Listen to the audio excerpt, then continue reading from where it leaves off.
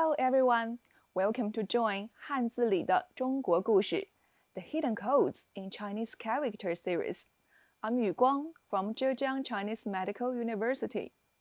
In this lesson, I will introduce you more characters related to body parts.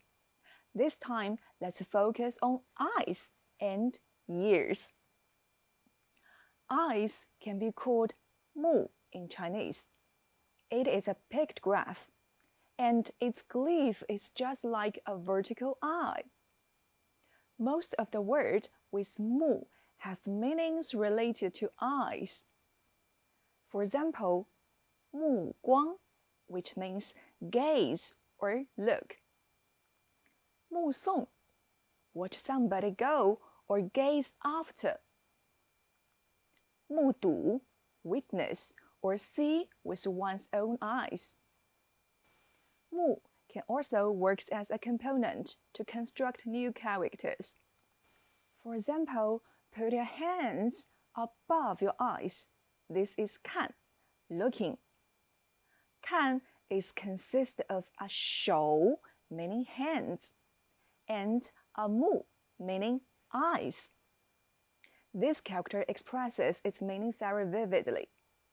For words, we could say 看见, to see or catch sight of. 看望, visit or look in. 看病, to see a doctor. And 泪, this means tears. The left side is called 三点水, which means liquid or water. And the right side of 泪 is a 目, which indicates where the tears come from. 泪 can be made into words like 泪水, 眼泪, which means tears. 流泪, tears filled one's eyes or weep. 盲, the upper part is a 亡, which means lost, loss. And the lower part is 目, which means eyes. As an associative word, 盲combines the meaning of upper part and lower part. It means that a blind person is a person who has lost his eyes or eyesight. And for words, we could say 盲人, blind person. 盲从, follow blindly or follow like sheep. 盲目, aimless. 香, the component to the left is a 目, meaning tree, and the right side is 目, meaning eyes. We can have a better view in the tree, so the whole character means that to look at something carefully. You may heard that we Chinese use the word 相亲 to express blind dates, and we use 相中 to mean take a fancy to or settle on. 相 can also be used extend to meaning mutual, such as 相互 or 互相, mutual or one another. The meaning of 睡 is to sleep. Its left side is a 目 component, indicating that this character is related to eyes. And the right side is a 垂 component, indicating droop or hanging down. Dropping one's eyes indicates that a person is going to sleep. This is the motivation of the character. For words, we could say 睡觉, go to bed, go to sleep. 睡衣, pajamas, nightgown. 睡袋, sleeping bag. Then, let's see some picked phonetic characters related to 目. The first one, 盯, which means to stare at or gaze at. its left side is a mu component, which indicates the meaning, and the right side is pronounced as ding, ding, which indicates pronunciation.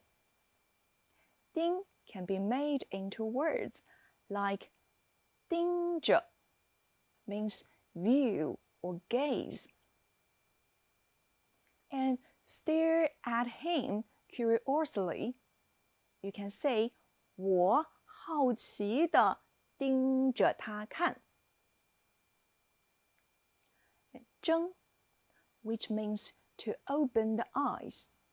Its left side works as a semantic part, and right side is pronounced as 睁, indicate pronunciation. For words, we could say 睁眼, open the eyes, and 睁只眼, 闭只眼 can be used to mean to turn a blind eye or let it slide.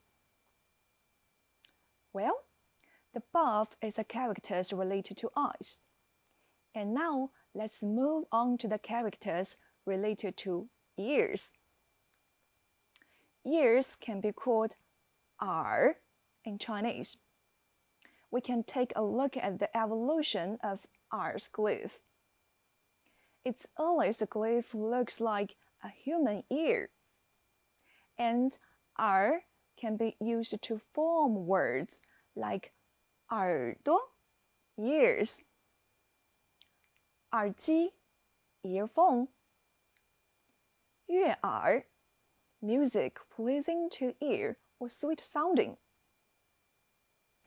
取 which means to fetch or to get. Its left side is 耳 meaning ears, and the right side is the shape of a hand.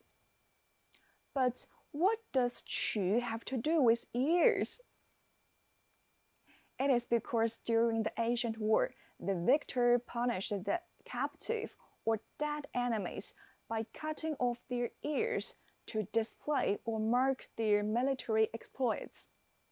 So therefore, the original meaning of 取 is take the enemy's ears. Luckily that we human beings continue to move forward civilization. So for 取, we can make words like 取钱, to draw money, to withdraw cash, 取胜, win victory, score a success. And in daily life, if you forgot something and want to get it from the dormitory, you can say 我去宿舍取东西。葱 The original meaning for 葱 is acute hearing. Its left side is a 耳 component indicating the meaning, and right side is pronounced as 总, which works as a phonetic part. So, if someone lost his hearing, we will say 他失聪了. And if someone have sharp eyes or ears, we will say 他耳聪目明. And later, 聪 is extended to mean intelligence. For example, we could say 聪明, which means intelligent or clever. A philosopher called 荀子 has a good saying, that is, 目不能两视而明，耳不能两听而聪. Literally, that means the eyes cannot clearly see two things that are not put together. The ears cannot clearly hear two sound from different directions at the same time. So, did you understand the implication of this sentence? Yes, ancient Chinese used the analogy of eyes and ears to tell us that we should concentrate on doing things. And 聋, which means deaf, The upper part is read as 聋 indicate pronunciation, and lower part indicate the meaning. Deafness is a disease related to ears. For words, we could say 耳聋 deaf, 装聋作哑 pretend to be deaf or dumb, or pretend to be ignorant of something. 闻 in modern Chinese, 闻 mainly used to mean smell with a nose. But the original meaning for this word actually has something to do with the ears. It means to listen with your ears. So we can see there is a R in the middle of the character, while 门 indicates the pronunciation. So for word, we could say 听闻 hearing, or it is said that. And we can also use 博闻强志 to describe a person is knowledgeable. In traditional Chinese medicine, there are 4 ways of diagnosis, that is 望、闻、问、切, which means to look, to listen and smell, to question, and to feel the pulse. Here, if you only translate 闻 as smelling with your nose, you will feel very confused. But if you know that 闻 still has the meaning of listening to others, you will understand that here is talking about the doctor should listen carefully to the patient about his illness. So, have you memorized these Chinese characters related to body parts through this lesson? Okay, that's all for today's content. 汉字里的中国故事 Hidden codes in Chinese characters and characters in Chinese culture. Thank you for listening and see you the next lesson. Bye bye.